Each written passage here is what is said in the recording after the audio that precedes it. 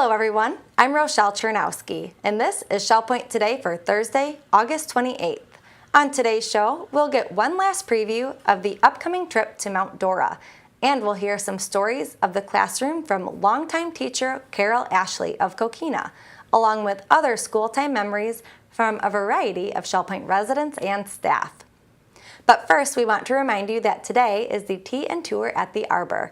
If you made your reservation, this is your chance to get your questions about assisted living at Shell Point answered and take a tour of the beautiful facilities at the Arbor. It all starts at 9 a.m. in the Arbor Dining Room. If you didn't get a reservation for today, don't worry. There are 4 more Tea and Tour events planned for September 2nd and 9th and November 11th and 12th. Reservations for those dates can be made by calling 454-2077. Today is the first day in a while that all of Shell Point's dining venues are open. In the summer cycle of closing for maintenance and upgrades, the Palm Grill gets its turn starting Monday. The Palm Grill will be closed for all of the month of September, but your options are still many today. If you want to get off the property to have 2 chances today, the last Suzy Q trip to the St. Charles Yacht Club will be from 10:30 to 1:30 today. Resort wear is required and payment for lunch is by credit card only. This week is your last chance to get aboard the Suzy Q for a while as it will be dry docked for routine maintenance during the month of September. The August schedule is on page 19 of your Shell Point Life magazine, and reservations can be made by calling 454-2136. Then tonight, it's the dinner outing to DJ's Chinese. DJ's took over the location of a long-standing Fort Myers Chinese restaurant about a year ago, and the food critics think it's just terrific. So if you enjoy going out for Chinese, this is your dinner outing. Cost for transportation is $7 with dinner on your own. Most complete meals are under $15. Court pickups for this trip start at 4:30 p.m. Approximate return will be 8 p.m. Sign up by calling the Island Service Desk at 454-2282 or the Woodland Service Desk at 454-2054. And one last announcement for today. If you'd like to know more about osteoporosis, Shell Point pharmacist Yao Adu Sarkoti will be making a Health Connection presentation tomorrow.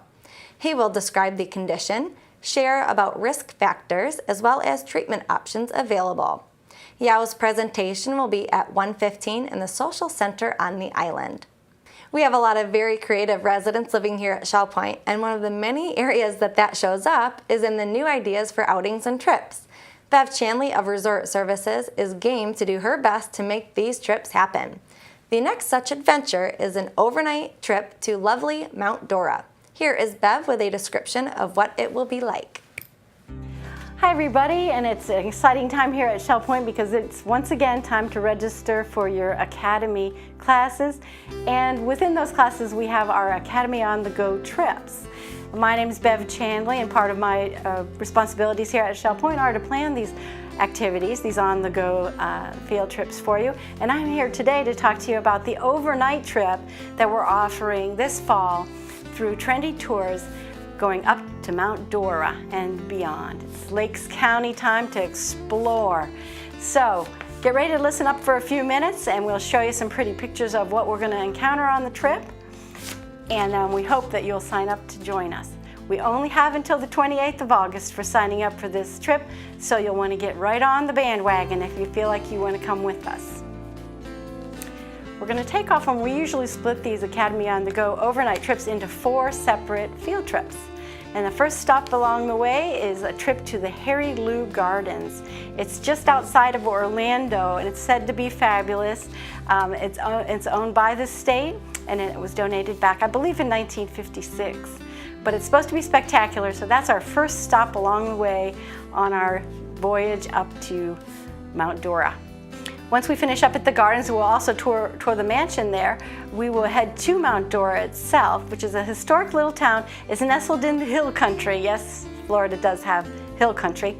And it's quite charming, and we're going to stay at the most historic thing in town, which is the Lakeside Inn. It's kind of like a mini Grand Hotel for you Mackinac Island people that have been there and enjoyed Mackinac Island. It's kind of like the Grand Hotel, but on a much, much lesser scale. And so we'll be staying at the Lakeside Historic Inn, and we'll be treated to a small walking tour of the town while we're there. We'll have dinner at the Lakeside Inn that night before retiring for bed.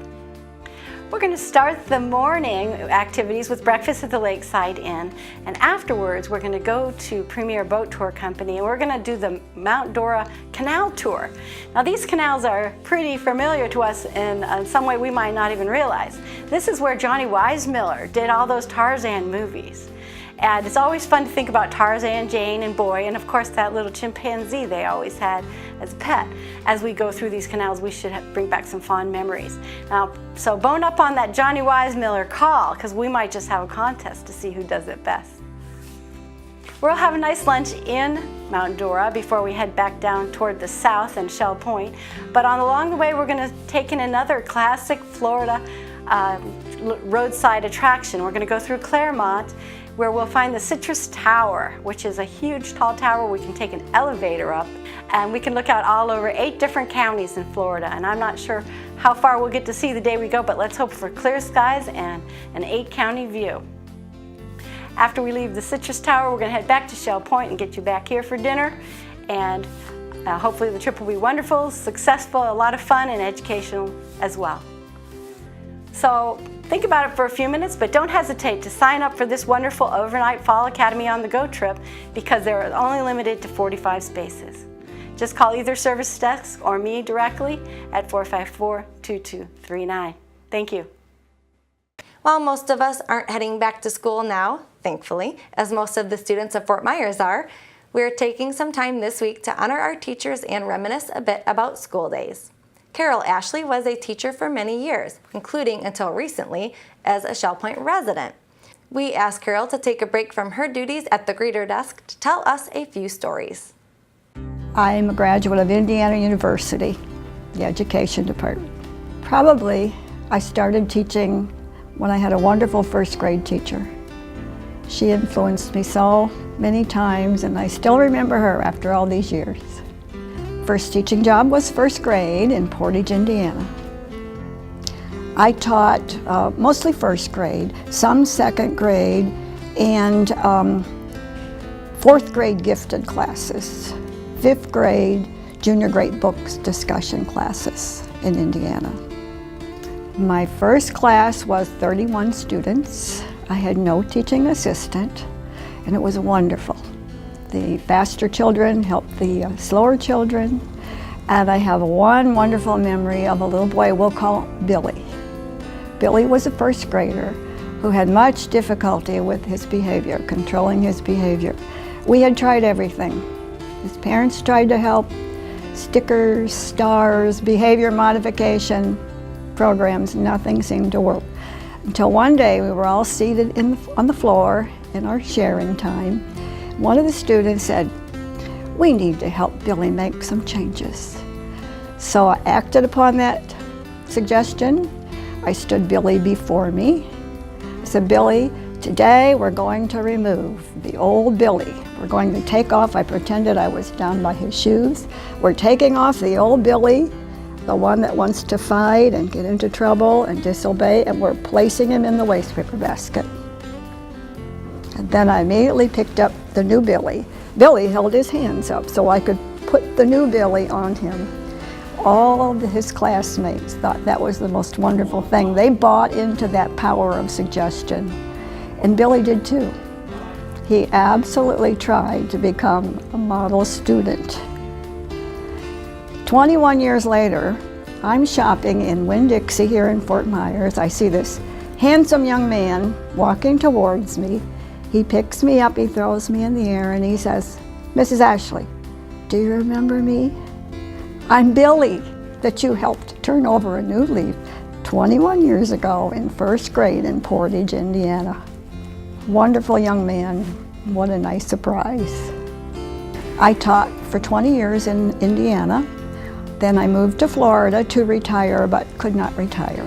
The first day of school, the first year of my retirement, 1974, I saw the school bus, first day of school, and I had to go to school. So I visited my neighborhood school, which was Gateway, And they immediately found out that I was a teacher and asked me to substitute. I became a substitute until they offered me a maternity leave and then a sick leave. Then I went full-time. So I have another 15 years experience here in Lee County. Part-time in retirement, I taught here in Lee County, of course, which is vastly different than what I had in a small town community school. We only had 300 children in that school I just told you about. Here in Lee County, there are thousands, 1,200 students in the schools. And also, I was asked to do a maternity leave for special ed students, special needs students. So I found that interesting here and a new way to spend my retirement years. All my students have inspired me in so many ways. We always had reading contests through the summer, and they inspired me to read as much as they did, and some of them could read more than I did. Of course, their books were smaller than mine, but they're such inspiring students no matter what. Now that I'm at Shell Point, in fact, I just received a call from Gateway Elementary last Tuesday asking me to return. They still need many teachers here in Lee County. But I told them no, I declined because I'm no longer teaching 6- and 7-year-olds. I'm now teaching 90- and 100-year-olds. And it's just the same, actually. They're a little bit taller, a little bit fatter, but they say and do the same things, both the 6- and 7-year-olds and the 90- and 100-year-olds. Right now I'm teaching chair dancing at the assisted living. I will begin in October with my ballroom line dancing class, and we are beginning a brand new Latin size class, which will be Latin dance steps combined with fitness music. In other words, we'll be dancing and exercising. We asked a few more Shell Point residents and some staff members to share a memory or two about their school days. When I was in the 4th grade, I had to change schools because my school was too crowded, and I moved to another school, didn't know anybody. And my 5th grade teacher was very special. When it was a small school, we had no really gym room at all. So when it rained, she read to us. And I used to pray for rain because I loved to hear her read. And so we read through Silas Marner and many of the classics. She was my favorite teacher.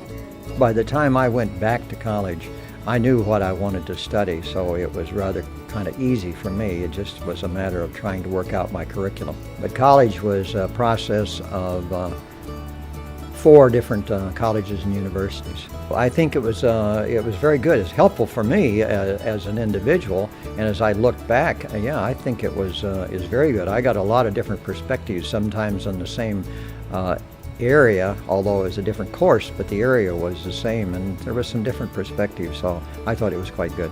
My advice would be to be sure you know what you're wanting to do, because you could end up at the end of your college experience with a large debt, and if you're going through to be an accountant and you decide you don't like numbers, you're still going to have that major debt to have to deal with for possibly the rest of your life. I had a 9th grade woodworking class, and I loved it. One problem, they wouldn't let us use any power tools. So coming here to Shell Point and finding all these power tools, like a kid in a candy store. I remember when I was in cosmetology school, another student, now this was not me, but they did some foiling highlights, and when they took it out and rinsed her hair and shampooed it all, about an hour and a half later, this young girl ran her fingers through her hair, and there was all bleach still in her hair. And as she pulled her hand out came her hair. Was not a good story. Major blunder. The fashions at the time were 4 petticoats under a full skirt and saddle shoes and bobby socks. And I think now, what were we thinking? One teacher I liked real well in the 9th grade, his name was Black. I don't remember his first name, but I really liked him. He was forthright. He controlled the class, and the students respected him. I remember one time I was assigned to take the temperature and humidity toward the afternoon and record it. And I remember that occasion and this teacher. When I first got to high school, after I'd left the grammar school, and we had to go from room to room for each different class. And I had this terrible fear that I wouldn't be able to find the class in time. You know, we had a certain length of time between classes.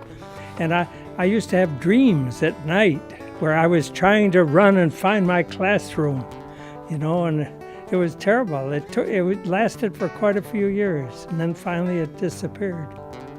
Now I'm not afraid of anything. Well, I had a geometry teacher that I really, really loved, and she followed a teacher that I didn't particularly like, so it was a happy time to be in her class, yeah. When I went to school, we had to walk about a mile and a quarter each way, and it seemed like it was uphill. It was through the woods, and in the wintertime, it was fiercely cold, and we didn't have very good clothing in those days. It seemed like we were walking barefoot in the snow. We did have boots, but they weren't much. Got home, we were pretty cold, and we were anxious to get home because then we could listen to The Lone Ranger on radio. I never liked school very much, and then I was ready to go to art school. The Germans, we were occupying us by then, closed all higher school teaching, you know.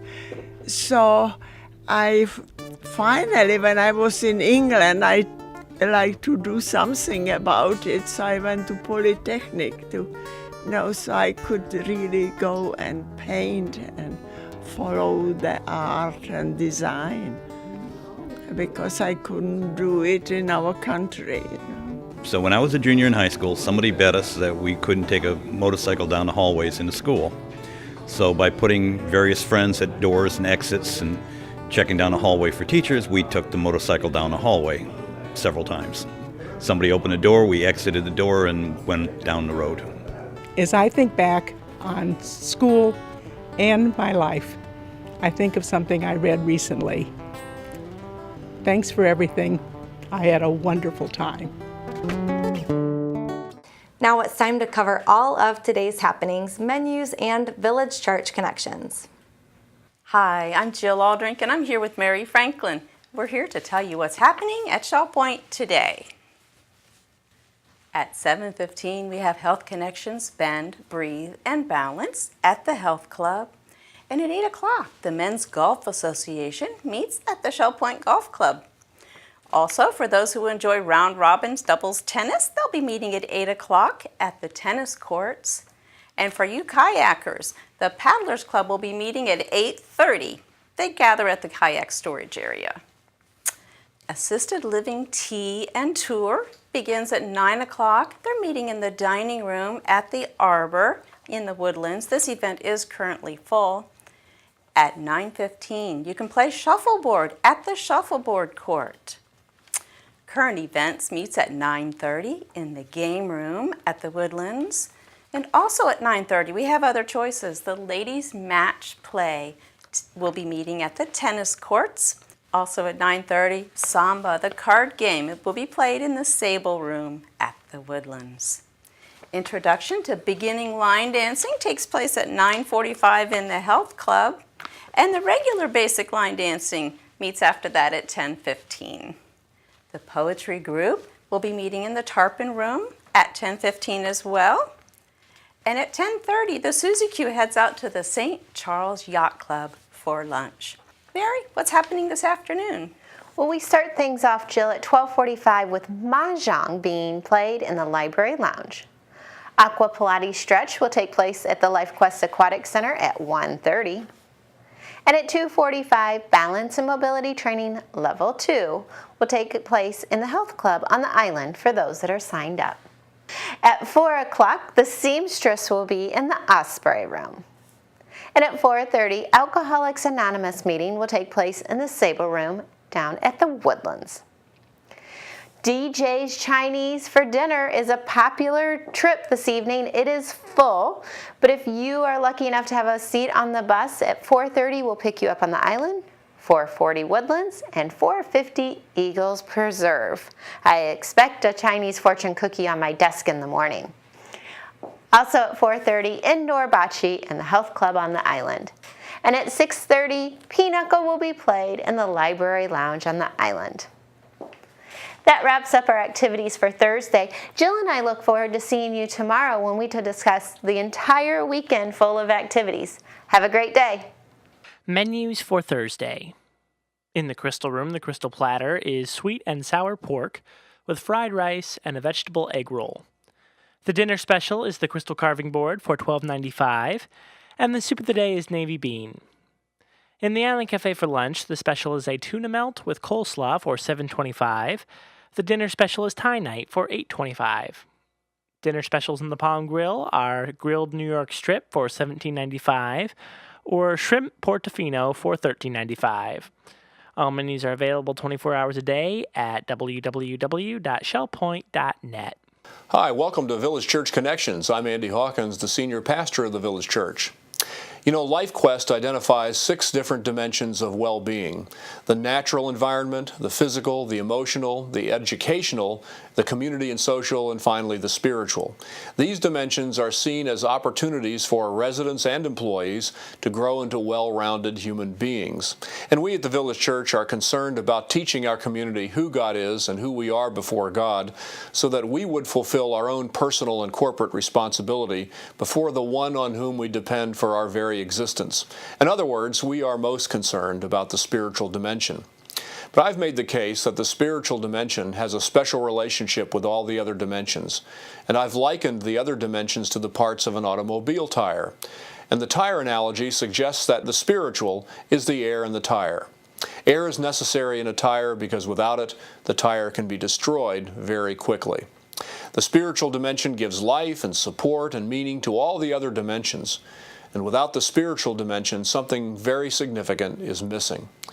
And without the spiritual dimension, the other dimensions lose their support and integrity. Just as without air in a tire, it loses its structural integrity, ultimately unable to fulfill its purpose. Well, the notion of the spiritual being the air has a biblical foundation. Both the Hebrew and Greek words for spirit bring the notion of air to mind. The Hebrew word is ruach, and the Greek word is pneuma, and they both mean breath or wind. And in this series of devotionals, we're exploring how the spiritual dimension supplies support and integrity to the other dimensions. The last time we considered how the natural environment came into being through the Spirit of God, bringing order out of chaos. Today we explore the spiritual connections with our physical existence. You know, we are embodied creatures. There is no escape from our physical existence until such time as our life on earth is ended. And even then, according to the Scriptures, we who believe in Jesus look forward to the resurrection in which our spirits are united with our bodies once again. Because the essence of our humanity is as embodied creatures. That's who we are. And our embodied humanity has a spiritual origin, just as the natural environment can be traced to the Spirit of God. This notion is established very early in the Bible. In Genesis chapter 2, verse 7, for instance, it says, "The Lord God formed man of the dust of the ground and breathed into his nostrils the breath of life, and man became a living being." The breath of God, the Spirit of God, was responsible for turning lifeless material stuff into a genuine human being. How this took place and the timetable for its accomplishment is not our concern. But the fact of our existence as human beings is recognized as a result of the work of God the Spirit. We are all at the stage of life when our physical capacities are diminishing. And we know there is more to our humanity than our physical existence, but we also know that we are not less than our physical existence. We make contact with the natural world and with each other through our physical capacities. Without them, we would not be human. There is no such thing as brains in a vat, for instance. And our physical existence is part of the purposes of God for humanity. Recall that in Genesis, in the creation account, each of the dimensions of creation is said to be good. And when human beings were created as the very pinnacle of creation, God assesses His work as a whole and declares it to be very good. We are physical creatures, and it is good that we are, very good, in fact. Whatever our physical capacities and however we use them, we should remember that they exist due to the overriding purposes of God. Whether it be exercise or exploring the environment or embracing one another, we use our physical capacities, all as God intended. Most of you are aware of my background as a professor in the College of Physical Activity and Sports Sciences at West Virginia University. As you may guess, the physical dimension is very important to me. I try every day to engage in some type of physical exercise or activity, usually swimming or golf. In fact, the way I encounter many of you is either at the Woodlands Pool or on the Shell Point Golf Course. But regardless of the activity, I'm constantly reminded that my physical existence, my embodied soul, is part of God's design for a genuine humanity. Once again, the spiritual dimension provides support, meaning, and integrity for one of the dimensions identified in LifeQuest. I hope you'll join me in celebrating the physical dimension with thanksgiving to God who has made us to be embodied creations. God bless each and every one of you, and we hope to see you soon. We're glad you joined us for today's show. Tune in tomorrow when we'll visit with Don Wright of Royal Bonnet, who wrote a novel based on his own experiences as the headmaster of a boarding school in New England. Until then, this is Shell Point Today for Thursday, August 28th. I'm Rochelle Chernowski, and for all of us here at Shell Point TV, we hope you have a great day, and we'll see you again tomorrow.